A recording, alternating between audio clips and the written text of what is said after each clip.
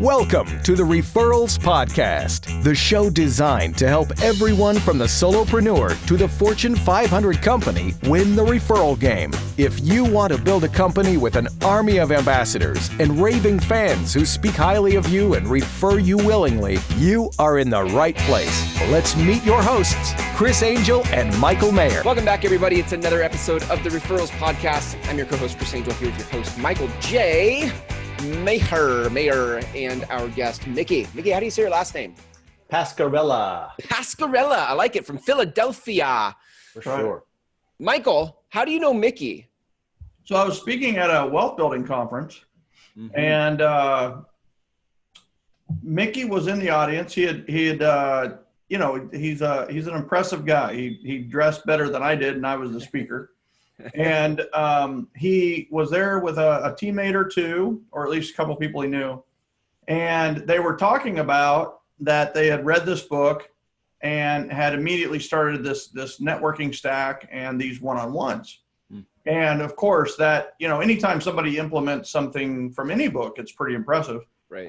And in this case, the book happened to be mine. So of course I was very alerted to what he was doing. And we just struck up a conversation from there. I've had the blessing to have coached him. And he took, we do a lot of 30-day challenges within our Catalyst coaching group.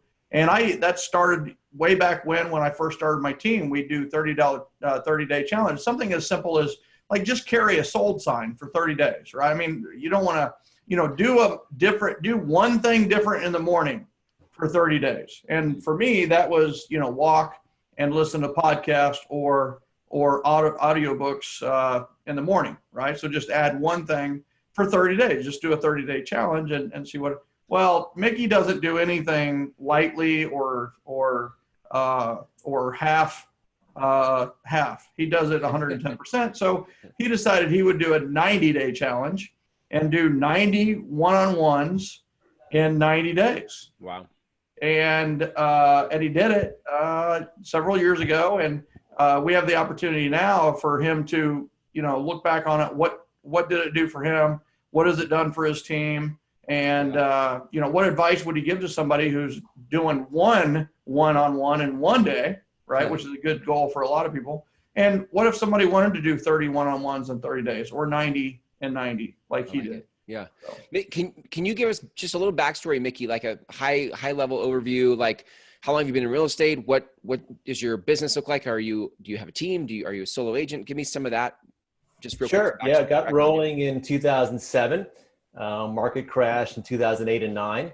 Wow. So really cut my teeth on bailing out some of my banker friends who had lent on projects that either didn't get complete or got complete and then couldn't get sold.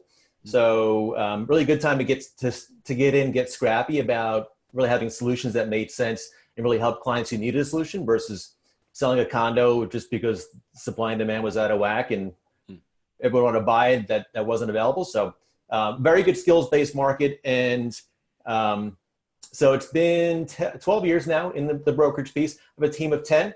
We'll do 30 million this year in sales. I have a development company, and it's right here in Center City. And we take, I'm going to put my hands up, right? We take 2-story homes and make them into 4-story homes. Huh. So we'll do that 20 times this year. And then I'm also a MAPS Mastery coach. So I coach some of the biggest teams in our country. My biggest team this year will do 120 million in sales. Wow. So I do 20 of those coaching clients each week. That's amazing.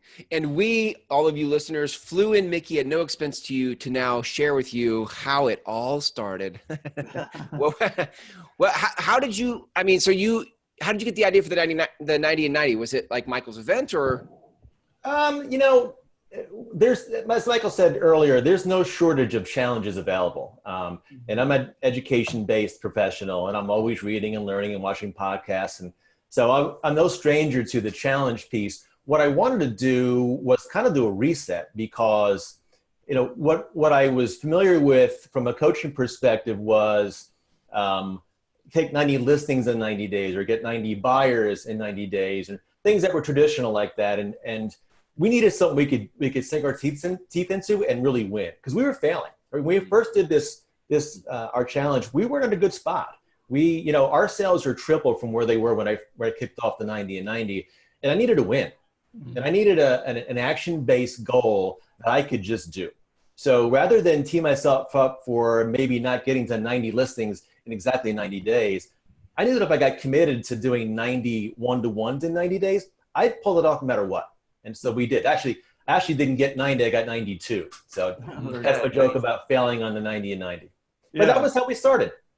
So on that note, right, it's one of those where we really haven't talked about this on Referrals Podcast much, but the whole concept of activities-based goals versus results-based goals, right? And the results-based goals are what a lot of people, their income or their volume or their transactions or 90 listings in 90 days or 90 buyers in 90 days. Well, those are all results, right? Those are results-based activities. And to really supercharge your production and your productivity, focus on the activities that lead to the results you want and do the activities, right? So in this case, he wanted to really build his personal growth, and he really wanted to develop relationships in his area. And so it made sense that, if I do these one-on-ones, it might lead to listings. It might lead to buyer appointments, but at the very least, I have control over this goal. I have control over the goal, and I can do 90 one-on-ones. I have 100% control over it, right? That's exactly right.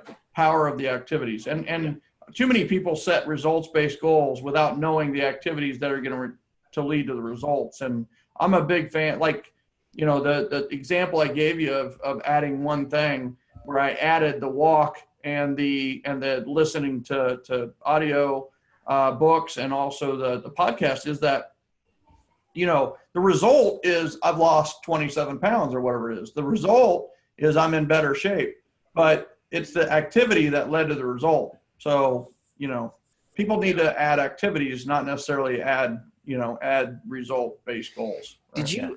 Mickey, did you have any sort of hesitation or any limiting beliefs, anything going into this, like I'm going to do 90 and 90, or was it just like, I'm going to do it and off you went? Yeah. So two answers. The first one was, I knew that 90 and 90 would be a lot of work. Mm-hmm. And as I mentioned a minute ago, we're not in a good spot sales wise. We're not performing at a high level.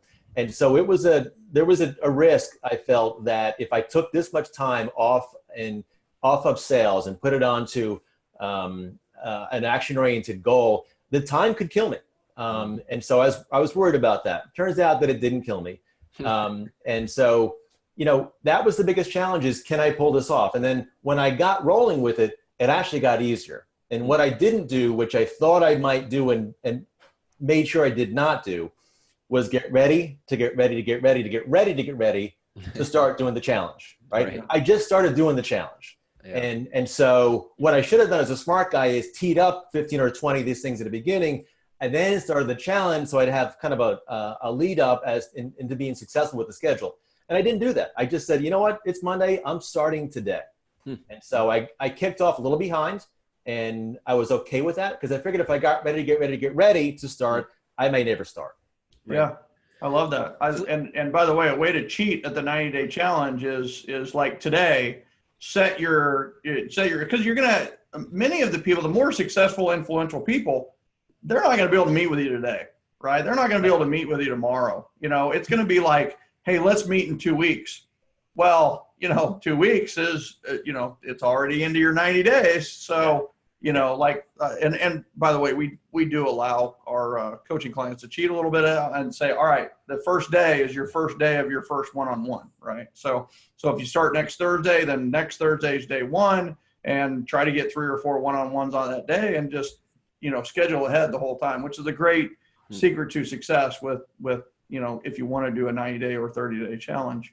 I love the frustration or the fear that you had, because that's why I think a lot of people don't succeed in sales is because they think, well, I'm going to spend my time relationship building, and that means I'm taking time off from sales. You know what I mean? So like I would write handwritten notes, but it's taking my eye off of of, doing sales, or I'm doing that. And what they don't necessarily realize is that doing this activity is going to lead to the relationship building that's going to generate the referrals, which is going to lead to the sales, right? Did you experience that with your 90-90? For sure. And I was way prepared for this for at day 91 to have no money come from the activity. I was prepared for that. Great. And so whatever did come from it, and we did very, very well from what the people that we built relationships with during the challenge. Zero would have been fine, because I was thrilled to get the challenge done and be able to say, you know what, that's a win. I'm going to post that puppy right up here. That's a win.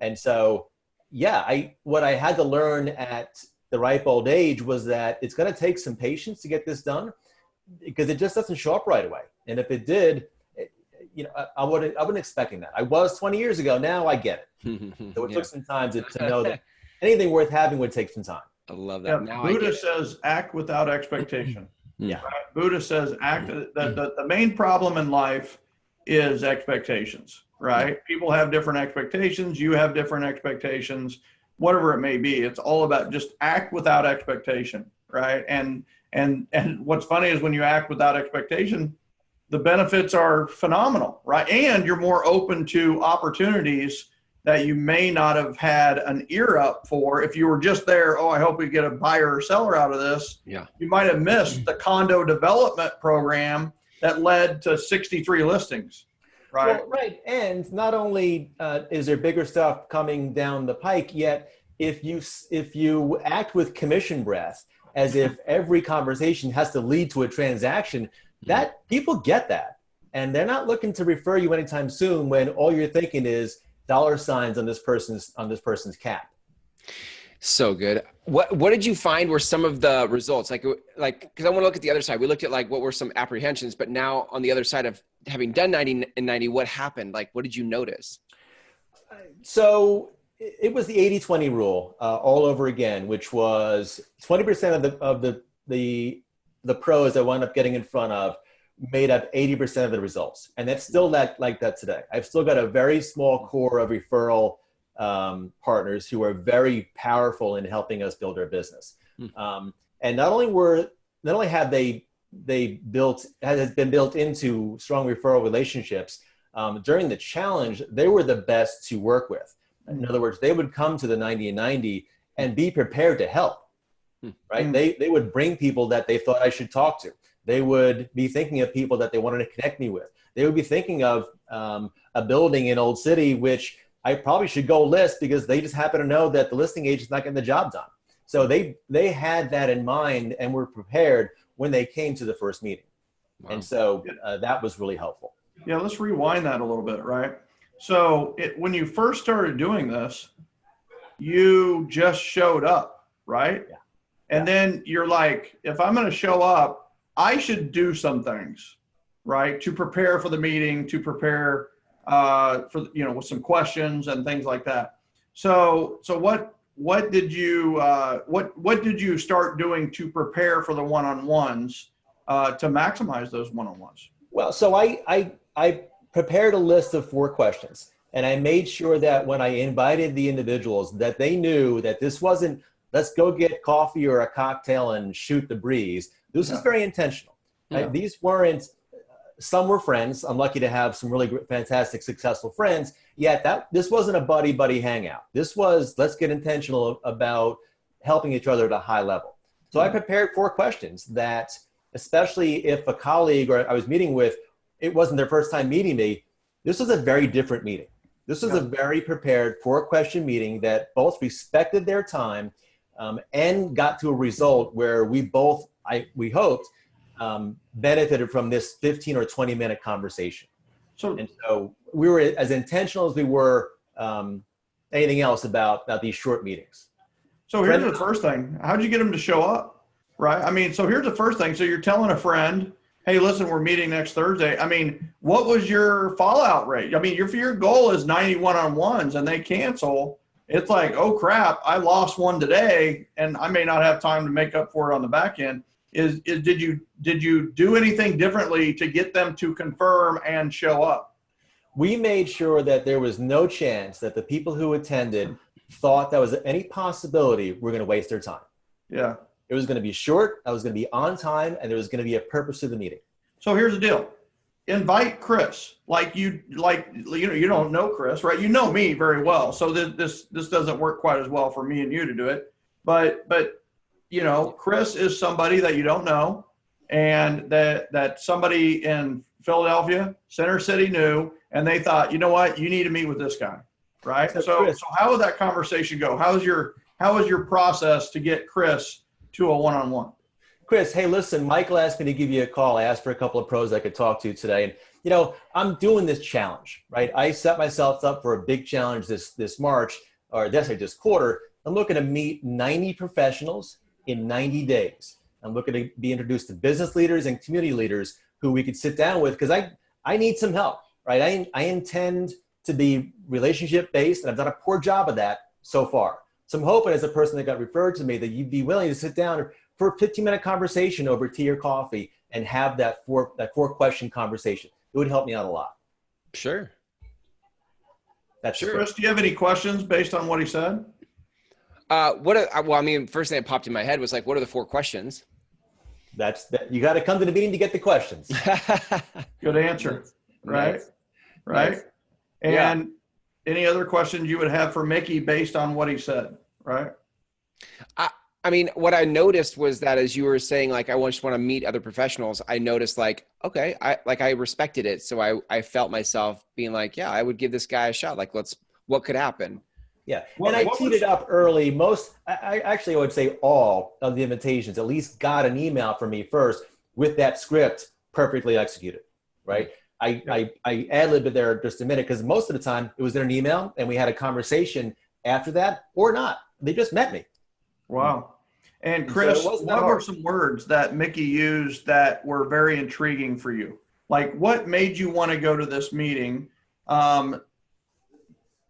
Versus hey, listen, I'm building my referral network, and Michael said that we should meet, and I want to sit down and tell you how my company can work, right? I think that's how most people do it, by the way. I would say you mentioned relationships. That word caught my attention. Mm-hmm. You also threw yourself under the bus, which I always respect, because it makes you humble and approachable, rather than hot air. Somebody's going to just try to tell and sell me on stuff, which made me feel safe. And then you talked about professionals, and I'm like, okay, I always want to level up my game with professionals. So that it felt like there might be an opportunity in there somewhere. If you're building a network, I might be able to draft on your efforts. Yeah, he might be able to introduce you to other professionals. Right. Because he's connected. And so there's a benefit to you. But the one other thing is, people love to help people achieve their goals. Mm-hmm. Right. So when he introduced it, I've set a goal, 90 one-on-ones in 90 days. That is instantly attractive. And the people who are most attracted to that are the most successful people. People like you, Chris, people like me, people like Mickey, because only 3% of the population sets goals, right? So it's like an instant differentiator when you say you've set a goal. And it also, you kind of come to the party thinking, you know what, I have another professional that I should probably introduce to Mickey to help him achieve his goal. People love to help you achieve your goals. So. Yeah, it's good. Yeah, I love That's that. awesome. So Mickey, he says yes. What's next? We meet. So I send him a Calendly invite, and you look at a time that's good for both of us. You pick the time. We meet at the Ritz-Carlton here in Philadelphia, which is and still is 4 blocks from the office.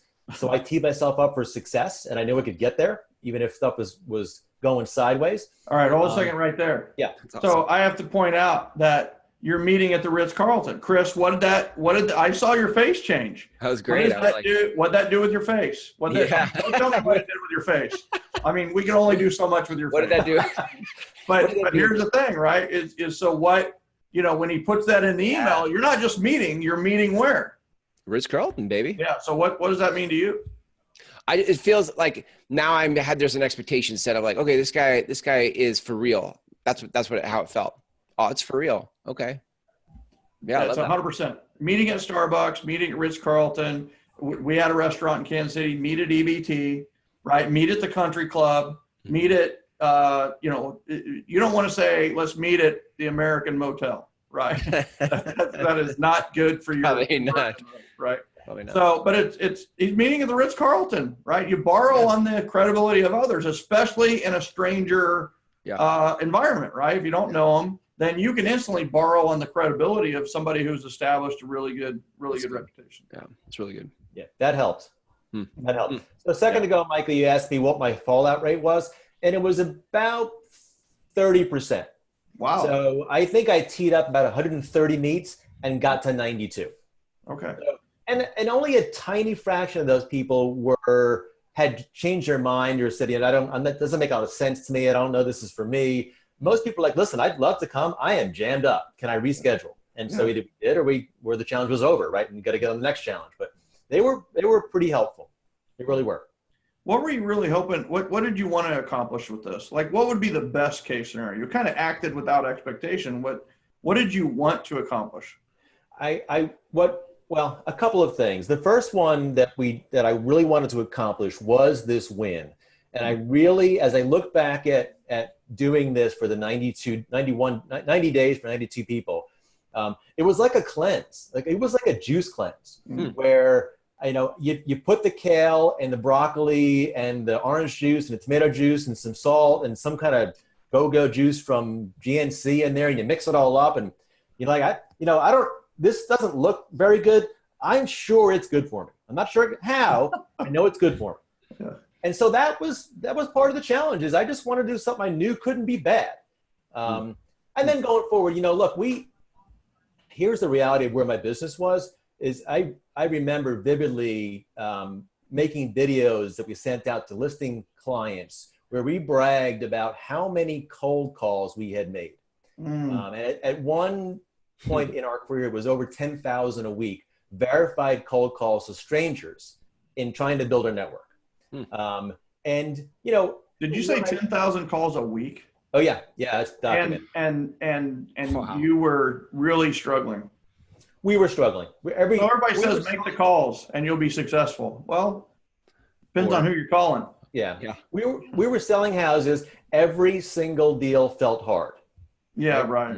And what we knew though, and the math piece of why we did this, what I wanted to get out of it is the math was screaming in my face saying, look, silly, every time you make all these cold calls or spend money on advertising or internet advertising or whatever you're spending money on, that never crowds out the people who refer you just because they like you. So what if you did a good job of staying in front of the people that really wanted to help you and simply didn't get reminded enough on how to do that? What if I did that at a high level? What would I have then? So I wanted to flip that switch, and this did it. Yeah, I love that. And so who'd you meet with? Like who did you, I have this saying, when you meet up, right? When you meet up with people, don't just meet with people and socialize and that. When you meet up, meet people who are more successful than you, wealthier than you, has a bigger business than you, whatever, classier than you, more mannered than you are, more networked, connected, influential, right? So when you meet people who are more, and how do you know?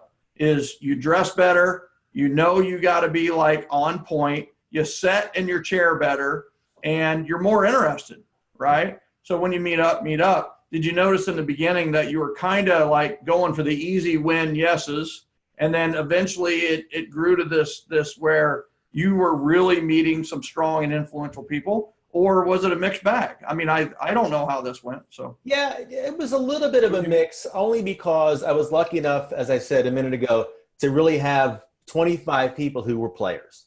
And these people, if they agreed to meet me for this challenge, and I felt confident that they would, I'd be off to a great start. So I had that. And these are major bankers and established attorneys, a zoning attorney, a really talented bankruptcy attorney, a Navy SEAL, a venture capitalist. And so these are some players who put everything I'd done to shame in about 15 minutes. And so I had plenty of people like that in the very beginning, especially. When did you meet with them? Usually like a 1, a 1:30, a 2, and a 2:30. So I stacked them up. Say it again. I'm sorry. So this is the lunch stack, right? So you did lunch on your own, and then you met with them right after lunch? Right. Well, it was lunch on my own, whether it's an appointment or lunch at the office during a training or whatever. And then the 90 and 90s were at these half-hour intervals at the Ritz-Carlton, typically in the early afternoon. Sorry. Yeah. So when you have to like 1 to 1:15, 1:30, 1:45, 2 o'clock, 2:15, 2:30, right? Yeah. And so that's, here's the thing. We're just going to eliminate all limiting beliefs and excuses during this podcast, because I know there was somebody going, oh, but I got to do lunch every day and I got to pay for somebody's lunch every day. No, this is 90 one-on-ones. If you want to do a lunch and split it, right? Or if you want to do lunch and pay for it, then that's 100% your choice. You don't have to do that, right? You can do this after lunch. You can do this after breakfast, which is, Carrie Qualters out of Atlanta, Georgia, just did a similar thing where she did breakfast, did it on her own, kind of got her thoughts together in her blessings book. And then somebody showed up after that in 30 minutes. Somebody showed up, and she would do 4 breakfast stacks after breakfast. And she didn't buy anybody breakfast. She just kind of considered that breakfast part of her morning ritual, if you will. Yeah. So I love that. We're taking away any excuse of, well, I can't afford to do 30 lunches in 30 days or 90. No, you're right. You can't, and you don't, and you shouldn't. Well, and as I got to become friends with the staff and the team at the Ritz-Carlton, don't tell them I said this, but they didn't really charge me. They didn't care. You just leave a pot of coffee at a table and some sparkling water and say, have at it. It really didn't matter. Are you saying it pays to be a regular? Are you saying it pays to be a regular? Indeed. Right? So the home court advantage pays, right? Home court advantage pays. I tip very, very well, yet nobody cared about the bill. I drank so much coffee that was not the issue. Yeah. That's so good. So I'm dying to ask the 4 questions. Yeah, so you that's brought why us I up kept to delaying, Chris. That's why I kept interrupting you, is so that we could keep salting what were these magical 4 questions so we'll talk about that in a second. So did you get business from this? I sure did. Yeah. And I talked about that development company a little earlier. We are probably a week or so away right now from buying 15 or so assets that came directly from this type of meeting. And this was a couple of years ago, right? Yeah. And so we've now extended the 90 and 90 to the other team members. Mm-hmm. And what we've done, this is working really well, so we like to buy these homes in areas that are ripe to turn over, they're ripe to sell, and they've not been fixed up for 50 or 60 or 70 years sometimes. And that's our bread and butter. And we take that home. It's 2 stories and make them into a 4-story. And everyone in the world is sending them postcards and knocking on doors and doing cold calls and direct mail and everything that they're doing. And we're doing it from the opposite perspective. So we're looking in these areas to see who owns 2 or more properties. And we're reaching out to those people, whether it's a door knock or a handwritten note, and saying, listen, you're a seasoned professional in your area, and we'd like to get to know how you got to be so successful with your real estate holdings. Would you meet us for coffee? And so we're approaching it from a different angle. Love it. It. Oh, totally different angle, right? Wow. And it's like getting real estate on the back end, right? It's like the direct approach with this other avenue, and then it's like, oh, but can you help my seller over here? Can you help this buyer over here? And the answer is yes. But it's like, it's a real estate conversation that's different than any other they're having. So it's very memorable. We talk about talkabouts, right? What's your talk about? What are you talking about? And how are you arming your army with things they can talk about, which is why the power of events is so big, because it's a talk about. Let's get ready for referrals. In the red corner, we have the average agent working by advertising, learning on the fly, no systems, no profit, and no clients. And in the blue corner, we have what could be you, the profitable agent working by referral, loving life and loving their clients. Take your business to the next level and go to www.callwithcoach.com and set up your free referral coaching session. Go now, change your business forever. www.callwithcoach.com. In this case, you're going from 2 stories to 4 stories, is a talk about. People are going to talk about that. And it's like, the first thing is like, how do you do that? Right. In fact, I am thinking like, how do you do that? What do you do? What do you do differently? And that, so it's a very powerful conversation piece. It's a talk about. So I love that. And you did not have the construction company when you started the 90-day challenge. No, I built that along the way. Yeah. Cool. And part of who I met with were people that could help me get that off the ground, which was, do I hire 3 carpenters and build out the subs, or do I build a whole staff and buy 5 vans? What do you do? So I was really asking for help in every 90 and 90. I wanted their advice. Are you doing this to sell these, or are you doing these to hold these? We hold every other one. Are you doing property management? We do it ourselves. Okay. All right. Yeah. Because I thought I might have a referral for you there, but if you're doing it on your own, you don't need one. I'll take one from you every day. There we go. Thanks.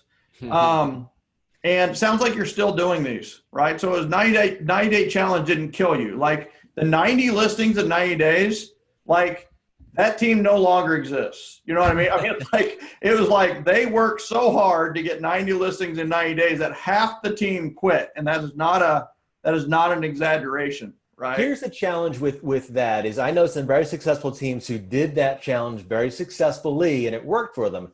The challenge with us is that I was not confident that I could provide the kind of service I wanted to provide 90 times in a row in that period of time because we were not being successful, right? Yeah. The last thing I wanted to do coming out of a slump was to go, you know what? Give me 90 brand new clients. I'm going to make them all mad. Exactly. I didn't want a piece of that. Or if you're running at a run rate of 5 listings a month, right? Which is a good solid run rate.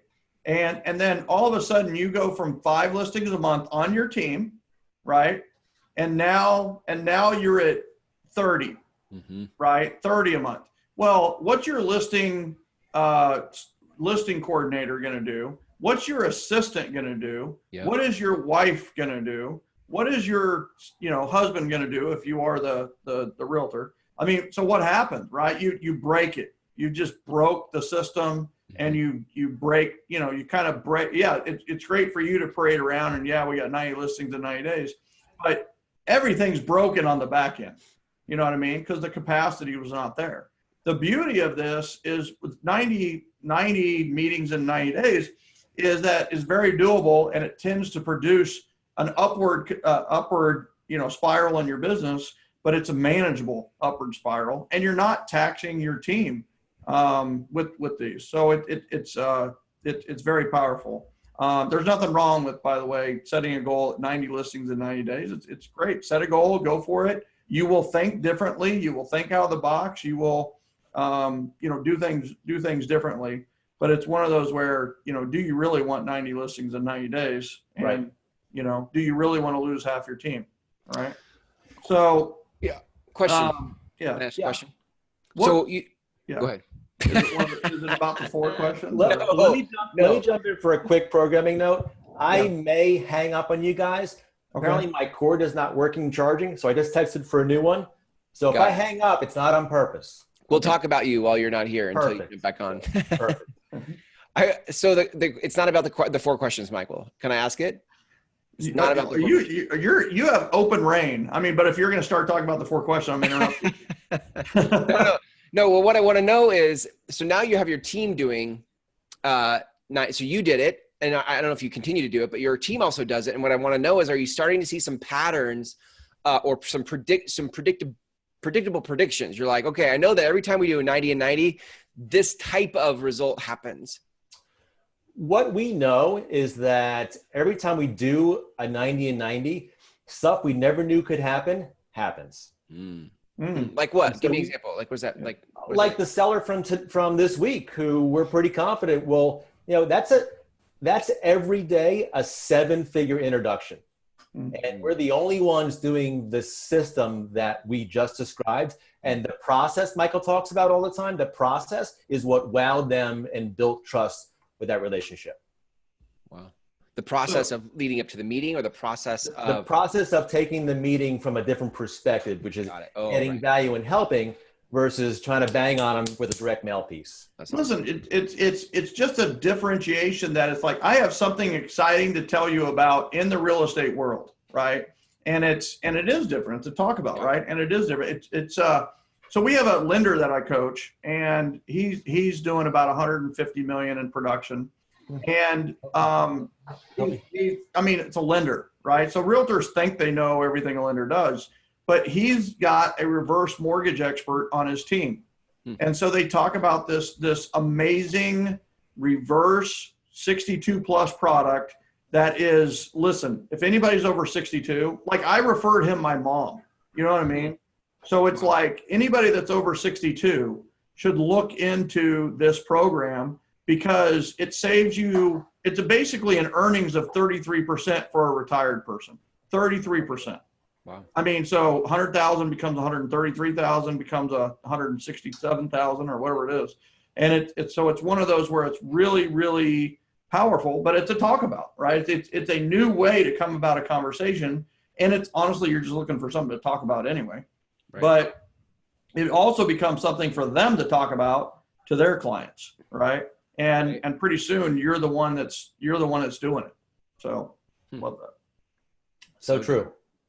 Yeah. So what advice do you give to your team when they're doing these, and or what advice would you give to someone who, you know, first of all, like about the specific meetings, what advice would you give them? And then what about a 30-day challenge, right? Yeah. So what I would do, what we've begun to do differently now as we learn, you know, we're following the get 1% better every day and every week with this challenge. So what we have learned now is that to next level this challenge, we're now focusing on a very specific category of individual. So my guy Bob on my team is now doing these multiple property owners in our most favorite neighborhoods and setting those meetings up very intentionally. So the pressure is on to do 30 and 30 and 90 and 90, yet we're also working from a list that we really know every person who meets with us is somebody we'd like to meet with. Yeah.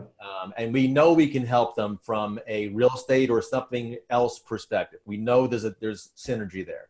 But are those listing appointments, or are those one-on-one relationship building appointments? Their relationship. You know, we just had this really good one where my colleague said, I'm going to go out there. I'm going to show them how, you know, they should sell with us now because the market's hot still, and the tax problems they've got are not going to get any better, and the legal challenges that are coming up are not going to get any better.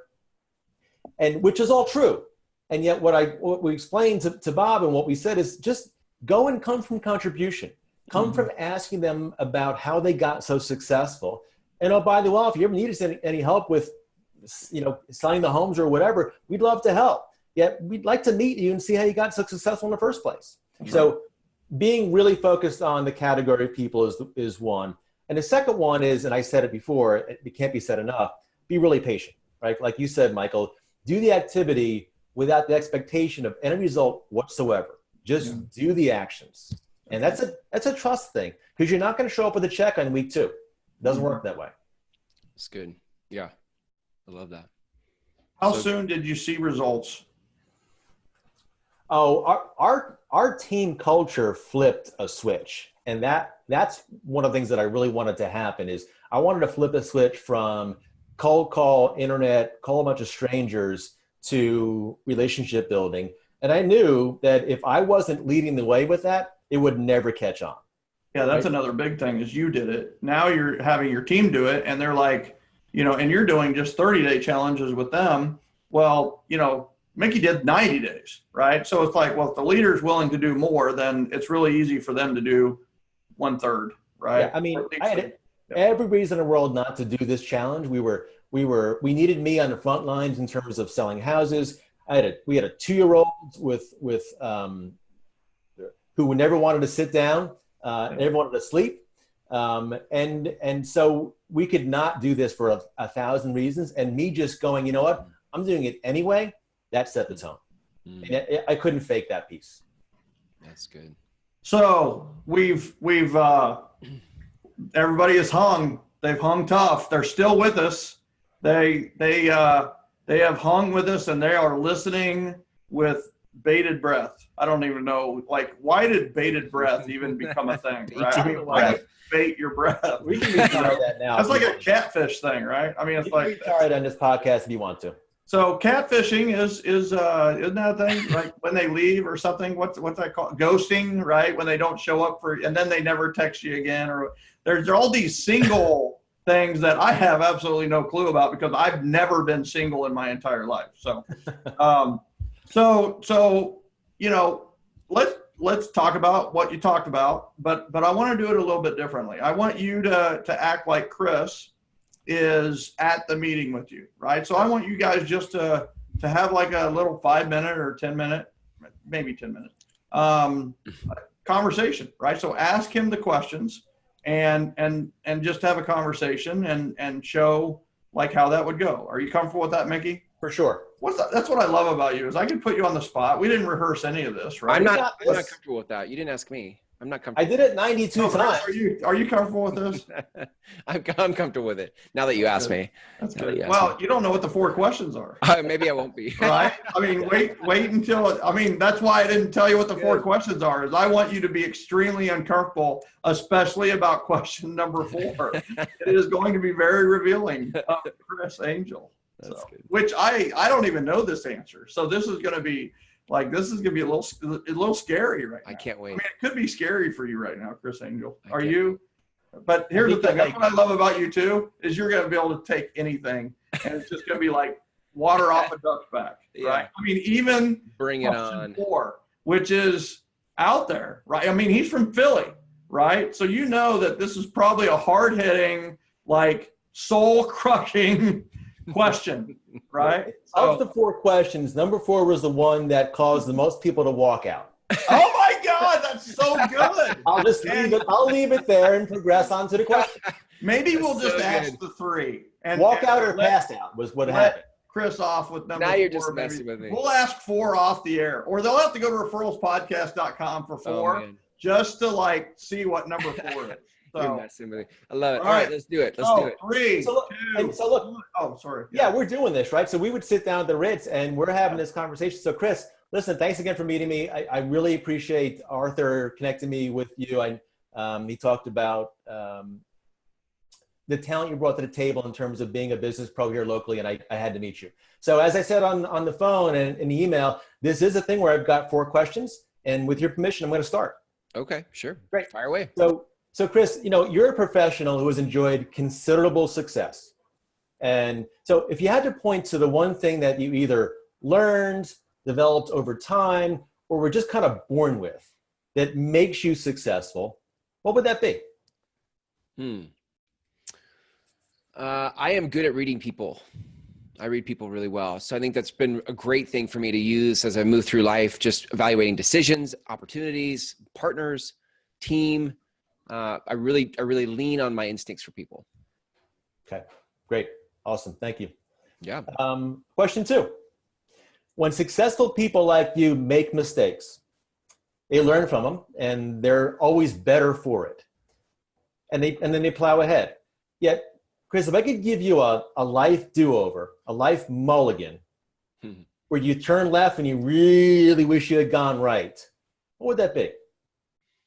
I think I would have asked for help sooner in my life. I think as a young kid, I was just wanting to prove myself and figure it out. And I think now that I'm older, I wonder where I could have been now at this age if I had asked for help sooner. Yeah, good one. I've had some of the best meetings we've had so far with people who said exactly that to question 2, is being learning based and asking for help. Yeah, good. Thanks. Number 3. So Gary Keller says that unless you've achieved everything you want to achieve in this world, you're probably missing a relationship, right? And so look, I'm meeting 90 people in 90 days and my team's doing something similar. And we're meeting lots of professionals just like you. And so these people are influential and we're making pretty deep connections. So as we're doing this process, who can I specifically look out for you to introduce you to? Who do you want to meet? Yeah. I love meeting people that have a heart for impact. They want to create transformation in the world. And they're right at the beginning stages of trying to figure that out. So they need a lot of help in trying to clarify the path, even clarify what it is they want to say. They just know that what they've been doing in life isn't it anymore. They've been there, they've done it with their career and their success, but now they want to do their life's work. Like from now until the day they die, they're ready for what their life's work is, but they want some help clarifying what that is. Those people I love to talk to. So I've got a couple in mind. I'll make some connections. Thank you. Good. Number 4. I love number 4. All right, wait a second. Can we do this? I mean, is it legal to do this? Yeah, I have to actually kind of contemplate over how legal it is, and do we need a disclaimer, running along the bottom of this podcast, which is totally audio, right? So it's one of those where, all right, so Chris, out of the first 3 questions, like what's your favorite, or what's a question that really kind of made you think, or just it maybe even endeared you more to Mickey? Like, what's the best question so far? They're all 3 great questions. I liked them all.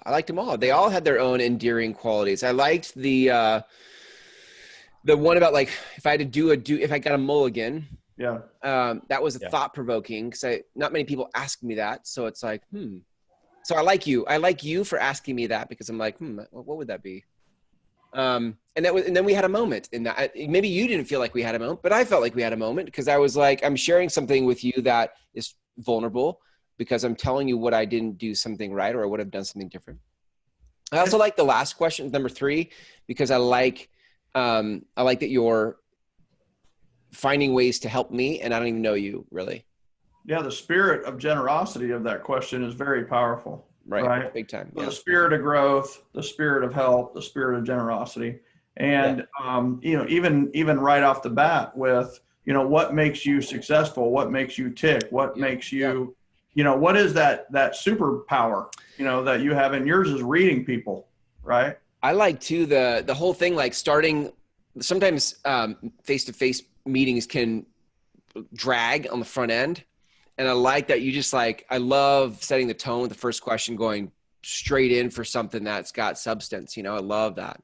And notice how he says, I promise to make this worth your time, right? Yeah. I promise that this would be timely. I promise that we would be on time, which is really a great thing for him to say for him, right? For himself. It's just so I don't waste any time, let's jump right in. So it's very powerful and the other thing too is he said he was going to ask 4 questions, and he's got his 4 written out. In the old days, there was a sales pitch that was, hey, I have a couple of quick specific questions for you. And then when you met, there were 5,000 questions. And the person they winged it on the way in, right? It was basically, do you want to buy from me, or do you have a need for this product or service? So he's got 4, and they've been very interesting and unselfish, right? Will you take notes during this, Mickey? Will you write down what they say? I have a whole journal. Do you ever ask permission to take notes? I didn't. They were pretty happy to see me writing down. I mean, they knew I was paying attention when I scribbled some notes down. Yeah, and you did ask permission to ask the 4 questions. I did. Right? And that started you got a yes, right? Got a yes, move forward. Yeah. Right. Yeah. And you have permission to ask 4 questions, not just 1. Right. And the meetings that were with friends and people that knew me better than some others, setting the tone in the beginning about the permission for 4 questions. This is now a very different meeting. We're not just pals. This is a business meeting. Mm-hmm. I love it. So famous question number 4, and I'm going to go on mute just so I don't have to hear the wails and screams and board chalk fingernail. Well, Michael and Chris and I were chatting in the beginning. There's a reason that I'm in this broom closet today and not outside in the media room. It's question number 4. Number 4. I see. It's done. A lot of privacy. A lot of privacy. I hope you haven't overbuilt this now. Yeah, this better deliver. Question 4 better rock my soul. Let's go. Yeah, this is. I'm going to step out right now. You can be the judge. You guys go ahead from here. So question number 4, Chris, and again, thank you for meeting me today. I've got 3 questions written down. This is the last one. Who do you know that I should know? Mm. I'm getting a little choked up. Yeah. That's a pretty common response. Yes. Who do I? Listen. I have to think about the thing that you do with the houses where you take 2 stories into 4. Like that's really got my wheels turning. Like I want to. I might know some people in the real estate space. There's a guy, a client of ours who has a show called Bold Real Estate Investing, and he's sharp guy. And his name's Bill, and he's always looking for people to network with that have great real estate perspective, investing perspective. Awesome. Yeah, Thank you. Yeah, you bet. Thank you. And so had they not had an answer for that, and that's the one that some people say, I'm not sure. Let me think. I would say something like, well, I'm looking for someone who gets this type of meeting just like you. Perfect. Yeah. Someone who gets this. And well, you should call Joe. Are there any follow-up questions that you would ask about Bill? Like now he's got a referral for you, right? He's got a connection or introduction for you. How do you take that to the next level? I would grab the information right there. They've got a pick in their phone or share the contact, and I would simply call them, or they would say if it went really well, and they'll just make a connection on email, and I'll follow back up. That happened a lot. Do you ask them to introduce you? Like, will you introduce me in email, or do you just ask for the person's info? In fact, right there at the meeting, sometimes people would just say, okay, you know what? I'm going to connect you. Aaron meet Mickey, and Mickey meet Aaron, and just boom, just send it right there. Got it. That was all it would say. Love that. And I have to tell you, question 4 is the question, right? I mean, it's like we always talk about, who is the most successful person you know, right? At making sure that you ask people that question, because then you want to get an introduction, and really you're like 6 or 7 of those questions from Oprah, right? If you really want to meet Oprah, you ask someone who's earning $50,000 a year, who's the most successful person you know. They're probably somebody making 100,000, right? The 100,000 person probably going to send you to somebody making 250,000. The person who's earning 250,000 probably send you to $500,000. And then the 500,000 person's probably going to think about the person making $1 million, maybe even more. And the million's going to think 10 million. And the 10 million is going to think probably 50 million, and then 100 million. And then pretty soon you're being introduced to Oprah. That 100 million or that billionaire is going to introduce you to Oprah. And that's how you meet up. When you meet up, continuing asking, who do you know who I should know? And who's the most successful person you know? And would you mind introducing them for an interview just like this, where I'm just looking to grow as a person and a professional, and conversations like these help me, right? Yeah. So good. Yeah. So good. Mickey, what sort of like in wrapping here, what kind of advice do you have for people who are ready to take on some type of a 30 and 30 or 90 and 90 type of challenge with one-on-one meetings? I would make sure that they took a minute to get some perspective, right? Because everything else in real estate sales and other sales, everything works, right? Mm-hmm. And what we found, though, is that if you spend battery life, especially in the morning, calling or contacting a bunch of people who don't know you, and making that the foundation of your model, by the time you get to where you've got some time to actually call the people who still really like you, or take them to lunch or whatever, or 90 or coffees or whatever you're connecting with, you're kind of burned out you're out of energy. Right? The amount of energy it takes to talk to 300 strangers in a morning, people underestimate how tough that is. And they say, well, I'll just call my friends later. They're always going to be there for me. I'll grab them at a happy hour. Well, by the time you've called 1,000 strangers, you don't want to talk to anybody else at all. You want to go home and go to sleep. Yeah. And so if you're hesitating about the value of this, and especially a little bit longer term, remind yourselves that there's no other way to do this at a high level. If you're going to call strangers all day long, you're going to wind up ignoring the people who love you. And that's not good. It's good. Yeah. It sounds like you were talking about with the one-on-ones, you were looking for something to kind of change, like you were talking about the shake, right? The cleanse, the smoothie. Right? And this 30-day or 90-day challenge can really be a soul cleanse, right? It can really be a cleanse for your soul to figure out, okay, this is another way and you're going to get referrals. And honestly, if somebody says, how do I get 90 referrals in 90 days? I would say have 90 one-on-ones in 90 days.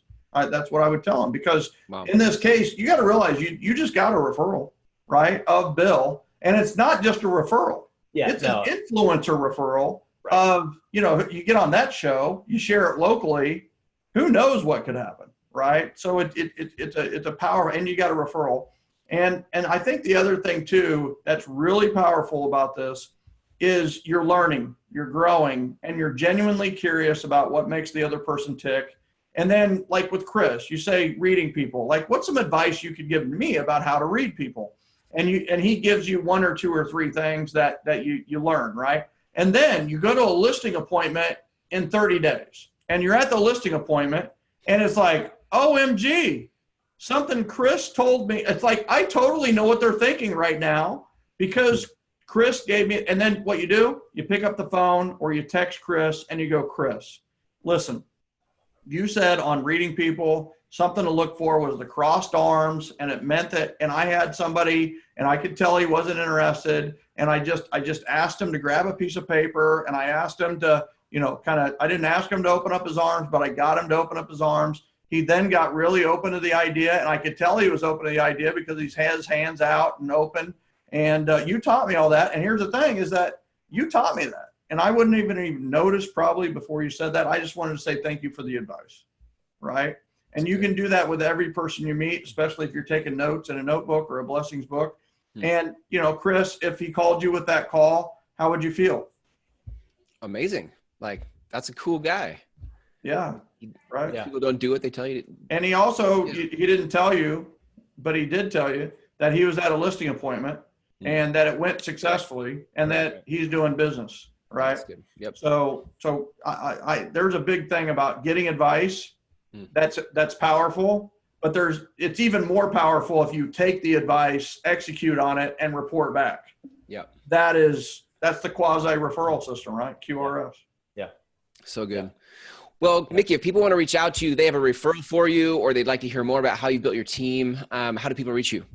Sure. So I'm at Mickey at themickey.group.com. So it's Mickey at themickey.group.com. And I'm a good texter, 215-680-1630. Say the number again, Mickey. 215-680-1630. Such a good episode.